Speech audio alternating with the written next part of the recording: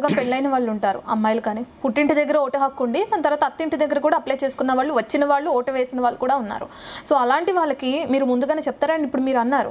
ఒకవేళ తెలిసి కనుక వాళ్ళు 2 దగ్గర అప్లై చేసుకుని ఉండుంటే వాళ్ళకి ఎక్స్ప్లెయిన్ చేస్తారా? బిఎల్ఓలు వెళ్ళిన వాళ్ళు మీరు ఒకవేళ రెండిట్లో అర్హత కలిగి ఉంటే కనుక శిక్షార్హులు, ఇది వర్తిస్తుంది, ఈ సెక్షన్ కింద మీకు శిక్ష పడుతుంది, మీరు ఇలా ప్రొసీజర్ ఫాలో అవ్వాలి అనేవి బిఎల్ఓలు అందరూ ఎక్స్ప్లెయిన్ చేస్తారా? క్లియర్ బిఎల్ఓలు చేస్తారండి. మేము కూడా సామాజిక మాధ్యమాల ద్వారా, మాకున్నటువంటి సోషల్ మీడియా హ్యాండిల్స్ ద్వారా, తర్వాత మాకున్నటువంటి స్వీప్ కార్యక్రమాల ద్వారా కూడా ఈ విషయాన్ని ఓటర్లందరికీ కూడా తెలియజేస్తూ ఉన్నాము. మీరు ఒకటి కంటే సెక్షన్ 17 ప్రజాప్రాతినిధ్య చట్టం ప్రకారము 1 కంటే ఎక్కువ కాన్స్టిట్యున్సీలలో ఓటు నమోదు చేసుకోవడానికి వీల్లేదు.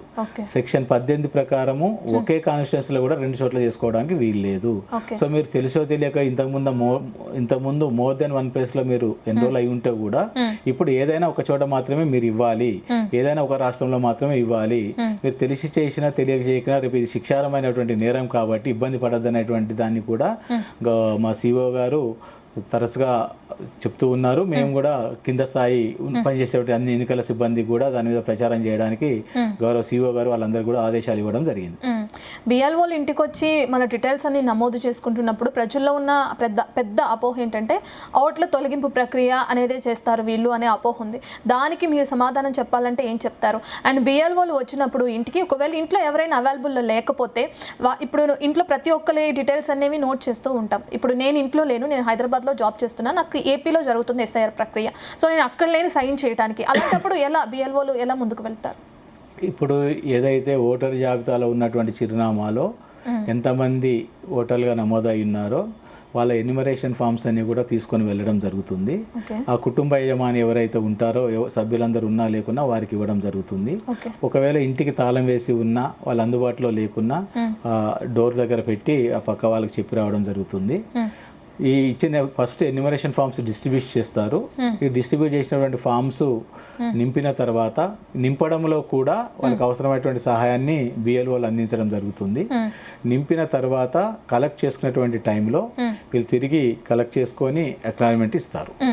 అదే సమయంలో ఎవరైతే వాళ్ళ వివరాలన్నీ ఇచ్చారో మీరు ఎన్యుమరేషన్ ఫామ్ ఇవ్వకపోతే మీ ఓటు మీ ముసాయిదా జాబితాలో మీ పేరు ఉండదు కాబట్టి ఇవ్వాలనేటువంటి విషయాన్ని కూడా బిఎల్ఓస్ వాళ్ళకి తెలియజేయడం జరుగుతుంది.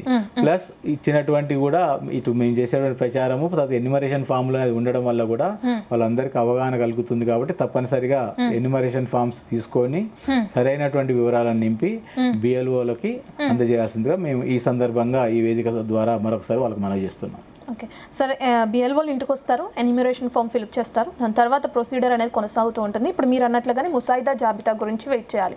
ముసాయిదా జాబితాలో ఒకవేళ అన్నీ కరెక్ట్గా ఉన్నా పేరు రాని వాళ్ళు ఈ ప్రభుత్వ కార్యాలయాల చుట్టూ తిరగాల, అధికారుల చుట్టూ తిరగాల, ఎక్కడికి వెళ్ళాలి, ఏం చేయాలనేది కూడా ఉంది. సో అలాంటి వాళ్ళ దగ్గరికి మళ్ళీ బిఎల్ఓలు వెళ్తారా, లేదంటే వాళ్ళే మిమ్మల్ని వచ్చి అప్రోచ్ అవ్వాలా? అయితే దీని అందరికీ ఏంటంటే భారత ఎన్నికల సంఘము ఈసీఐ నెట్ అనేటువంటి ఒక మొబైల్ యాప్ను రూపొందించడం జరిగింది. ఇది గూగుల్ ప్లే స్టోర్స్లో ఆండ్రాయిడ్ యూజర్స్కు తర్వాత ఐఫోన్ యూజర్స్కు iOS సిస్టంలో కూడా అందుబాటులో ఉంది.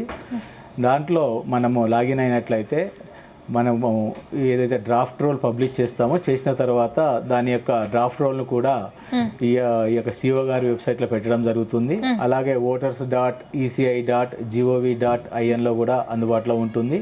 ఈసీఐ నెట్ మొబైల్ యాప్ ఉన్నటువంటి వాళ్ళు నేరుగా ఓపెన్ చేసి మొబైల్ ద్వారా కూడా వాళ్ళ యొక్క పేరు ముసాయిదా జాబితాలో ఉందో లేదో తెలుసుకోవచ్చు.